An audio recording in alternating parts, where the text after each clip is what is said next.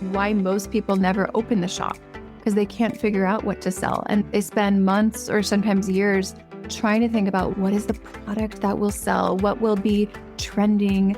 And they look on Etsy and they're looking at ideas and they're thinking, how can I compete with these prices or with the quality or the pictures? There's no room for me. And they think it's saturated. Instead of thinking about what product to sell, we always recommend asking the question of who should I sell to? I'm Melanie Barr. Welcome back to the She Built It podcast, your go-to place to empower you to live the life and business that you crave. I'm here to talk about everything from having the courage to make life and career leaps to the details of how to lead effectively, create successful teams, implement strategies for growth, and infuse tech innovation. I'm here to celebrate your wins and navigate through your challenges. I live in the city now, but I grew up in a town of 1,000 people. I've navigated major life leaps, a senior level corporate career, worked in professional sports, and now as a successful entrepreneur who loves business, technology, family, and making meaningful connections with you and the She Built It community. I also love a good workout and dose of self-care. Magic happens when we focus on the part of ourselves and our business that brings us joy. So turn up the audio, open your favorite notes app, grab your favorite drink, and here we go. Welcome to the She Built It podcast. Thank you for joining us, Dylan. What's the story behind how you started on Etsy, and what made you realize that you could help thousands of other sellers do the same? Thanks for having me, Melanie. So excited to be here. Etsy started for me as one of many side hustles. I was about 25 years old, and at the time, I had been climbing the corporate ladder with corporate e-commerce, doing really well, very focused on work. But then I met someone in the military, and I was up in Seattle working in e-com, and we fell in love pretty quickly. And I didn't realize that when you're in the military, you move a lot. So we quickly ended up in San Diego, which is not huge for e-commerce. And I felt like at 25 years old, my career had peaked. So I was doing all these side hustles. My self-worth was just in the garbage at that point. And I was dog walking, house sitting, selling things on eBay from Goodwill. I was really hustling. I would go to the La Jolla Goodwill, where everyone has nice things. I would sell their stuff on eBay, but ended up doing Etsy as one of the many side hustles. Threw something up there from our wedding. 2 months later, it sold. And then I quickly started applying our corporate e-commerce principles that I learned from Zappos and Zulily. And then by month 4, we're over 10K a month. We scaled to over $1 million in profit. As a military spouse, people were asking, how are you doing this? How are you making more than your husband? And I said Etsy, and they thought, no, there's no way. And I realized no one is teaching e-commerce principles with Etsy. So I started teaching it on YouTube, quickly started building a course and a coaching program around that. That was almost 3 years ago now. I love that. And it's so interesting because you see people like you building a business and doing it, but you don't always know how they're doing it or how to do it yourself. And when someone says, I want to start an Etsy shop, but I don't know what to sell, how do you guide them? That's where most people start. And that's actually why most people never open the shop, because they can't figure out what to sell. And they spend months or sometimes years trying to think about what is the product that will sell, what will be trending. And they look on Etsy and they're looking at ideas and they're thinking, how can I compete with these prices or with the quality or the pictures? There's no room for me. And they think it's saturated. Instead of thinking about what product to sell, we always recommend asking the question of who should I sell to? Which type of customer? And usually it's not going to be someone like ourselves. So we want to sell to those customers that have higher discretionary income. They're not starting an Etsy shop because they need extra money. They are spending consistently no matter what's happening with the economy. That's what I did, and that is what we teach. So an example of this, I have 2 little boys. I always wanted 2 little girls. Lots of energy in your house. I have a boy and a girl. Okay, you both. That's great.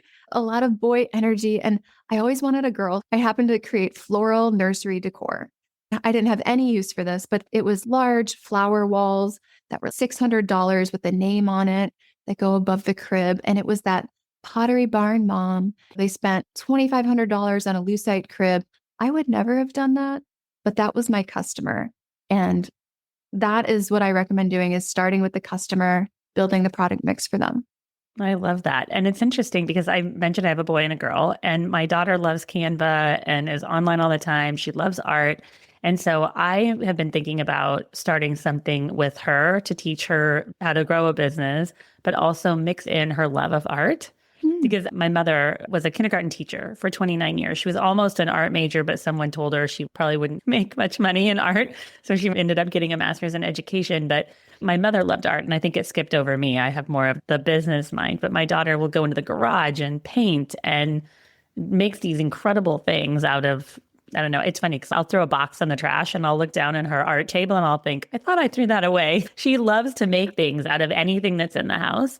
Yeah. I've been thinking about how can I teach her the business and help her continue to make art. You found something that you were interested in and that you could grow and turn into a business.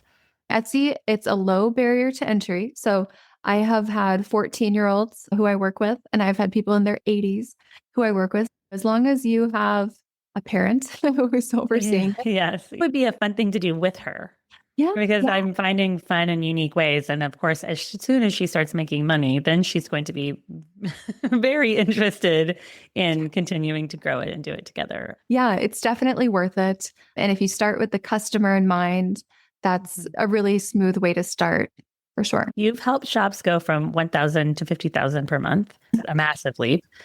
What's the shift that makes that possible? I would say one part of it is the mindset of the person. It takes a lot of grit to get from even 1,000 to 10,000 a month. But once you can do 10,000 a month, you can do 50. I would say between 1 and 10,000 during that time, you're still establishing product market fit.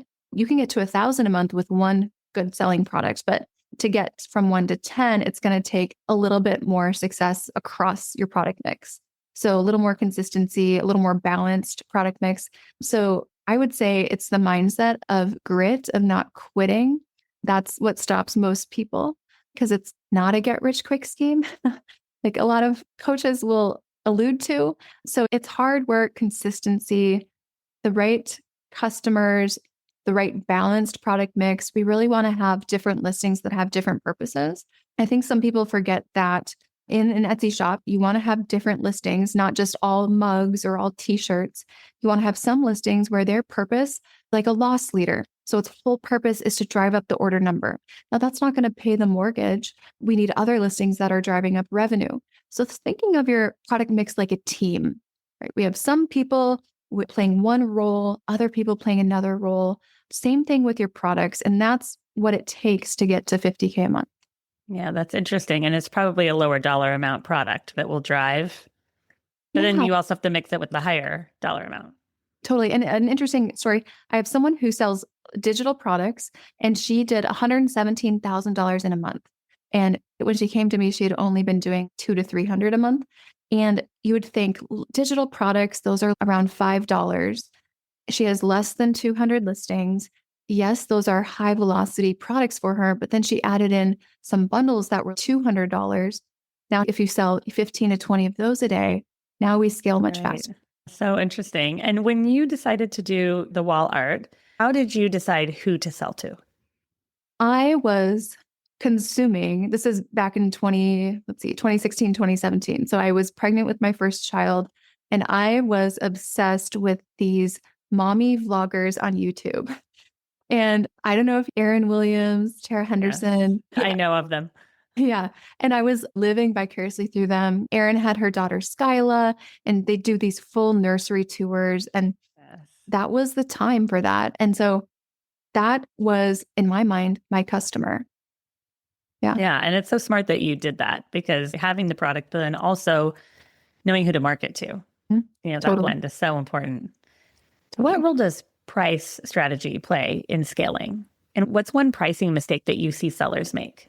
I find this a lot with our artists who come in and they feel like I put so much time and effort and into this. I put a lot of hours and thought and detail, and they're pricing in a way that assumes they would have a track record of some sort.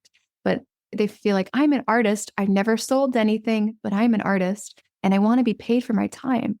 I'm worthy of pricing high. And I think there's some like mindset things out there where it's charge for your time, your worth. But if you have never sold a thing in your life, my goodness, give it away.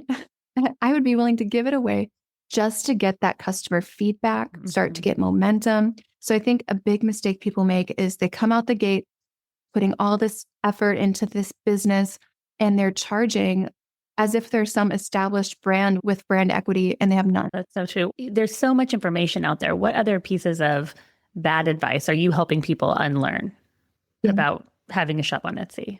There's a lot of people, especially on YouTube, will say the riches are in the niches, niche down. And that can be true for some business models. But when you sell in a marketplace and your goal is to show up under as many search results as possible, the idea is really, instead of choosing a niche, let's say dogs, people will go for that niche, then you're only showing up under a very limited number of search results. And it doesn't mean anything about the profitability of that customer, because there's those people who, let's say they're buying dog food, they buy the cheapest thing on the shelf at Walmart. There's other people who get the gourmet, chef-produced thing that arrives to your doorstep every week.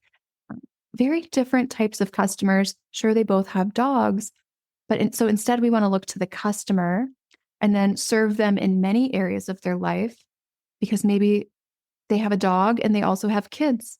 Maybe they have a dog and they also are a teacher. So that will really help your momentum on a marketplace. And most people aren't thinking it.